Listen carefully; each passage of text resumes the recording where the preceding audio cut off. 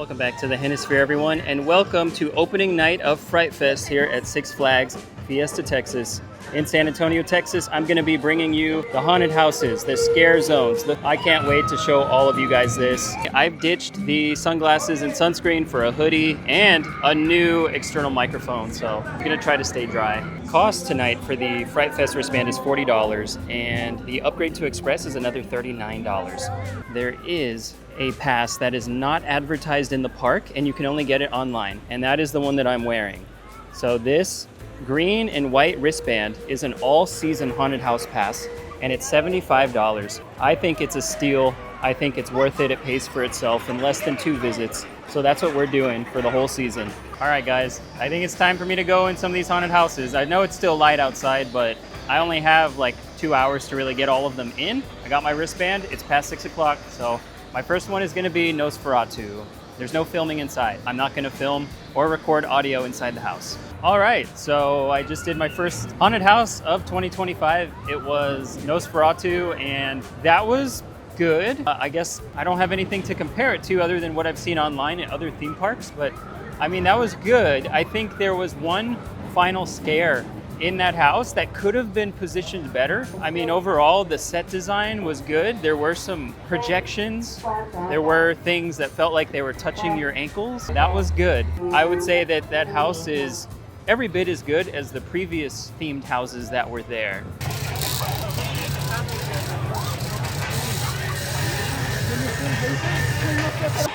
Well, what do we have here? A gathering of tender little mortals. You may think you are safe now, but just you wait. My creatures, my delightful abominations are here to feed on your fear. So, by all means, don't hold back your terror. Scream, cry, you can run, but you can never hide. Get each delicious drop. I think my children are here.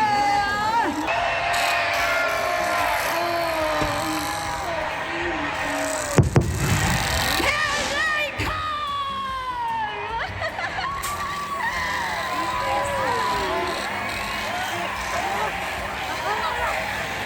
Get them, my children!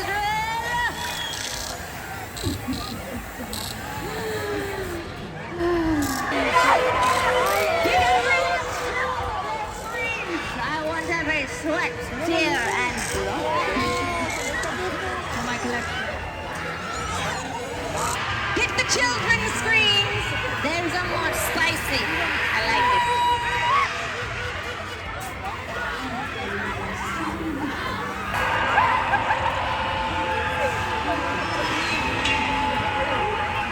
Goodbye, my babies. Mommy will tuck you in later. Dinner? It's a die for!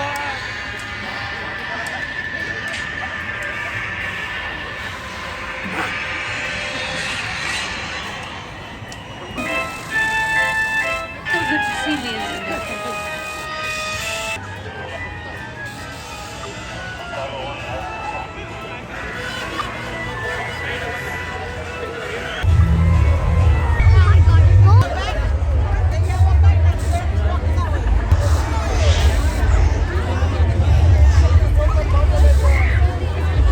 So one thing to note, actually, for the haunted houses is that the lines are not long at all right when they open. But once the arrival happens at 7, they will start to get a longer line. I actually had to wait about 5 minutes when there was no one in line because I was the only person. So I had to wait for a group because they didn't want to send me alone. So I just went in my second house. That was the Hexen house. The lighting was totally different than Nosferatu. It was very amber colored, and then the last 2 or 3 rooms of that house were very dark. Overall, I thought the scares in Nosferatu were better. It was definitely more claustrophobic in Nosferatu than Hexen House. But Hexen House had kind of an outdoor section, like a woodsy area. So the set design in some ways was better for Hexen House. I don't think one was necessarily better. We're gonna move on to Twisted in the boardwalk. All right, we're at the boardwalk to do Twisted. Here we go. That maze Twisted was not as good as I remember, and overall I would say that that's probably the weakest house of the 3 that I've done. They had a room full of dolls, they had a lot of cut up mannequins, lots of blood. The clowns were kind of funny. A lot of plain black walls in there. It could use more set design. So I thought it was scarier when it used to be the neon paint maze, and they got rid of that. Now there's a lot of very well lit areas. It just kind of looks weird. So that's 3rd place out of 3 so far. Next up is going to be Cinema Slasher from Knott's Berry Farm. I have a feeling this will be my favorite house. Cinema Slasher. Where do I even start with that maze? That was by far the longest maze of the 4 that I did. And it was the best. It was. They had so many cool set designs. There was Egyptian, there was like a Yeti and snow. They had lasers all going across the walls where it looked like Mission Impossible style, like avoid the lasers, you gotta step over them or try to go under them. And they even had so many things not working, but it was still the best house. Like there was a large animatronic head that was supposed to jump out at you. It wasn't lit up, it wasn't moving, but I think it's supposed to. And overall, I would say, job well done by Six Flags Fiesta Texas. That was a great house. So 2 houses left. Right now, I'd say Cinema Slasher, Nosferatu, Hexen House, and Twisted. The Conjuring, and then Saw. I should be more afraid of The Conjuring, but I did it last year.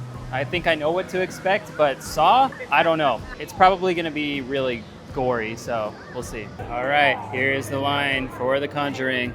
Conjuring, I have a lot of thoughts on because it was really good last year. It was up there with Stranger Things as the best maze of the year, and this year it honestly fell flat. I think they're still working out some bugs. There were a couple of effects that were not working, such as the guy with the umbrella where it's like the pages are flipping and it looks like he's moving. It was just a stationary image this time. And also, there were 2 or 3 times where scare actors jumped out and there was no sound. They didn't scream or anything. They just jumped out at you and then went back to their spot. I think that they're supposed to have sound and maybe a strobe light go off because that maze was very Universal-esque last year. It was very good. So not as good as Cinema Slasher this year. There is only 1 house left, and that is Saw, Legacy of Terror. Well, just like that, we have done all 6 haunted houses, and I am shocked by how good Saw was. I was jump scared multiple times during that. I didn't know exactly where to go at some points. I was only with a group of 3, and all 3 of us were just terrified. It was the loudest maze out of all of them, and that one this year is the most Universal-esque haunted house. The set design is great. There's a lot of chain link fence, so you can see stuff a second time after you walk through the room the first time. There are a lot of people in like pig masks, and they timed their scares perfectly. And it's loud. The speakers, there's like hissing that comes out of nowhere. Like it sounds like steam is being projected at you, but it's for like 10 seconds at a time, and it's deafening, and you don't know where to go, and there's just a strobe light going off like behind the scare actor. That was intense. That was easily the most intense haunted house here, and it looked like all the effects were working. There were some cool water effects in there actually. Oh man. Yeah, I'm gonna be doing that maze the most this year. But now I'm gonna do the scare zones, and I can film in the scare zones. We're gonna go into Fear Acres right now.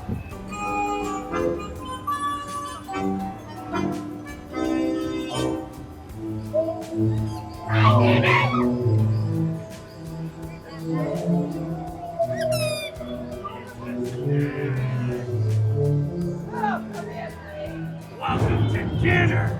Welcome to dinner. You're the main course. Oh no. There's dinner on the table.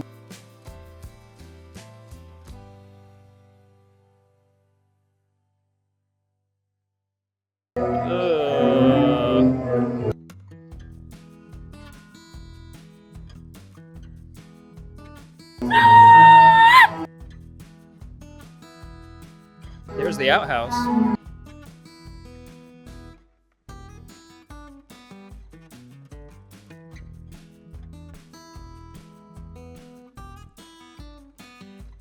Oh yes, the goat is here.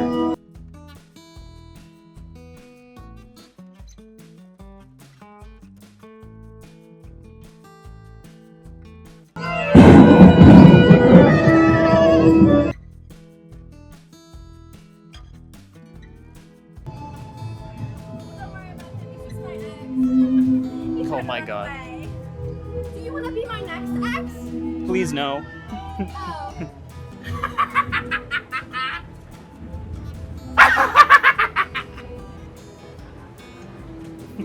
They all act up at first. Then they're just a little chewy. Oh, it's a wedding.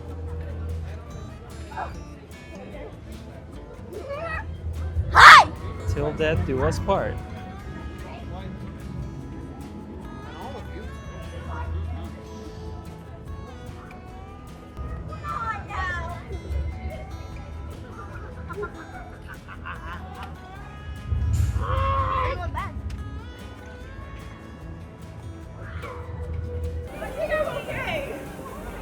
Are we going to Wicked Hollow?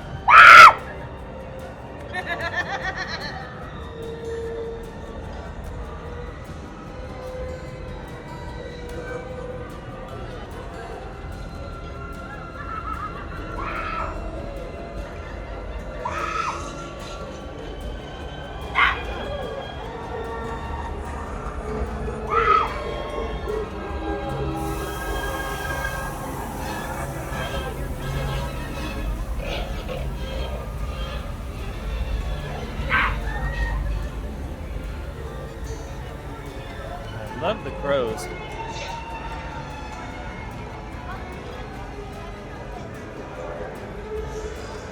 Now we're going into the boardwalk where there are lots of clowns. It's just a scare zone, but they are everywhere.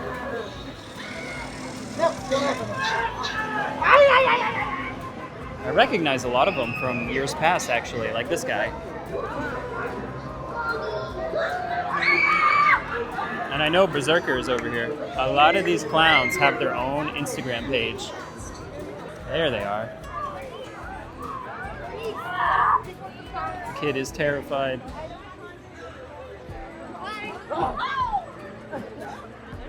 Yeah, there they are. That's Berserker the clown with the white pointy ears over there. Anyway, we're gonna go do Hell Valley Cemetery. Hell Valley Cemetery. Last time I did this, it was like 7 o'clock and it was really bright. Now it's dark.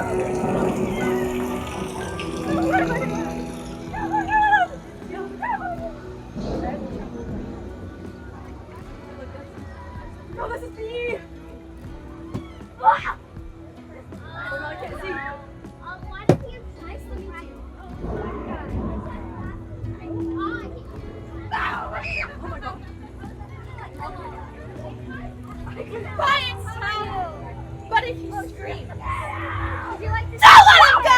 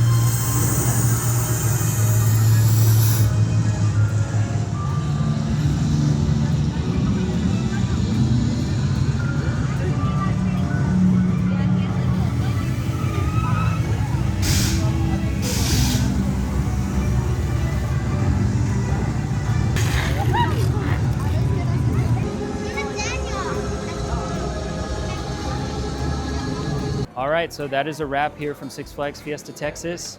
It is past 10 o'clock. The Frightful finale just happened, and you saw it on TikTok Live if you follow me there. Rundown of the haunted houses overall, I would say it wasn't too scary this year. Same with the scare zones. There are a lot of scare actors though in the scare zone, so I like that. My ranking from 6 to number 1 for the haunted houses. Number 6, Twisted. I liked it more when it was a neon paint maze. It was too bright. It also didn't have a cohesive story. There was a doll room.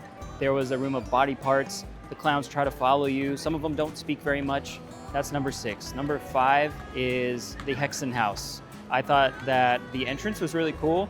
It was very light in there. There were not too many great scares. And overall, the ending animatronic did not appear to work very well. It was off in the corner and people didn't even know it was there. So Hexen house, not great. Number 4 is going to be Nosferatu. And this maze was one of the better ones, I think. I mean, I still rank it 4th, but it was very claustrophobic. It had some good effects and it was dark. There were bursts of air aimed at your ankles when you walked through a hallway. You could feel that. There were also LEDs in the floor, which was cool, like TV screens in the floor that you walked on. And then at the end, the final jump scare, it was off in a corner where if you were looking straight ahead, you would miss it. So that could have been done better, but the facade and all the exterior stuff was cool. Number 3 is The Conjuring. I loved it last year a lot. It was my number 2 and it was almost number 1. But overall, some of the effects were not working. There was a lot of dead space in a lot of the rooms, but the sound was really good. And the different rooms were still as per the movie. I don't think they changed a whole lot from last year though. One of the effects that did not work was the clip of the guy with the umbrella. Number 2 is Cinema Slasher for me. That was the longest house by far. It had the most different sets, had an Egyptian theme, it had a snowy Yeti theme, had kind of a Texas Chainsaw, people eating each other theme. And then it also had a room where there was fog and lasers going around about 2 feet off the ground. So you couldn't see below the lasers. And it was really cool to have a scare actor underneath crawling around. They popped up out of the fog. That was a great jump scare. Again, there were effects not working there though. So if they were all working and the scares were timed a little better, I think that it would be number 1. The house that is number 1 that had no issues that I can think of other than being a little short was Saw: Legacy of Terror.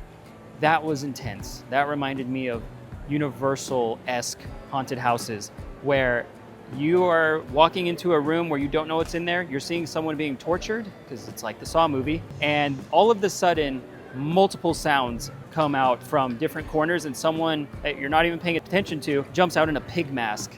And it's so loud. It's like releasing a valve of like 200 PSI pressure, just solid like shh for 10 seconds. Strobes going everywhere. It's intense. You don't know where to go at some points.